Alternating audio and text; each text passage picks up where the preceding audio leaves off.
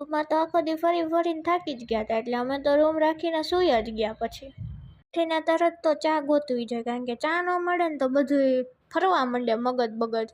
પછી પાછું કાલની જેમ ટ્રાવેલિંગ ટ્રાવેલિંગ ટ્રાવેલિંગ.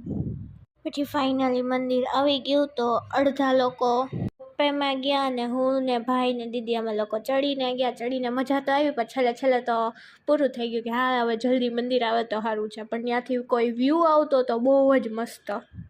પછી પહેલાં નીચે ઉતરીને તો સોડા પીધી, પણ સોડામાં એટલી બધી કાંઈ મજા ન આવી, ઠીક ઠીક હતી.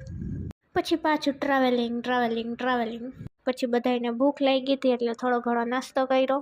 અને આઈસ્ક્રીમ દેખાઈ જાય ને એટલે હું ગાંડી થઈ જાઉં. નાસ્તા નહીં હું તડકે મૂકી દઉં. એટલે પહેલાં મેં આઈસ્ક્રીમ ખાધો. ભાભી ને દીદી બધાએ પાણીપુરી ખાતા હતા અને મને પાણીપુરી નહોતી ખાવી, એટલે મેં આઈસ્ક્રીમ ખાધો. ઘરેથી ભલે ને એવું નક્કી કર્યું હોય કે આપણે કોઈના ઘરે જવાનું જ નથી, ફરવા જાય છે તો ફરવા જ જવાનું, પણ એકનું ઘર તો રિલેટિવનું આવે જ કે ત્યાં જવું જ પડે એમ હોય.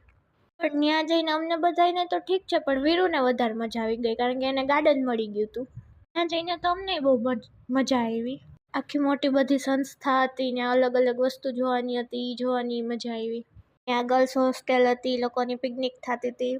અમે આખી સંસ્થા ફરીને આવી ગયા, પણ વીરુ જ્યાં બેઠો હતો ત્યાં જ બેઠો હતો. એને એટલી મજા આવતી હતી ને ત્યાં રમવાની રેતીમાં. અમે થોડો ઘણો ચા નાસ્તો કર્યો. રિલેટિવના ઘરે ગયા હતા તો ખરી, પણ પાછું આવવાનું મન નહોતું થતું, કારણ કે બધાએ રાખ્યું જ એટલું. કોઈને ટાટા કહેવાની ઈચ્છા જ નથી થતી, પણ કરવું તો પડે એમ જ હતું.